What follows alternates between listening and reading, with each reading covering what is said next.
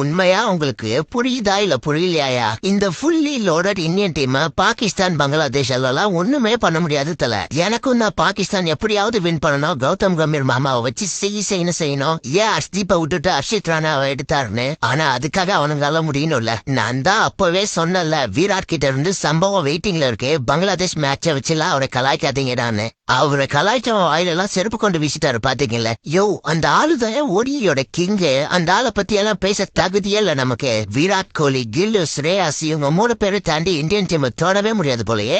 இது இல்லாம நம்ம பவுலர்ஸ் வேற பாண்டியா, குல்தீப், அக்ஷர், ஜடேஜன் வேற கலக்கிட்டு இருக்காங்க.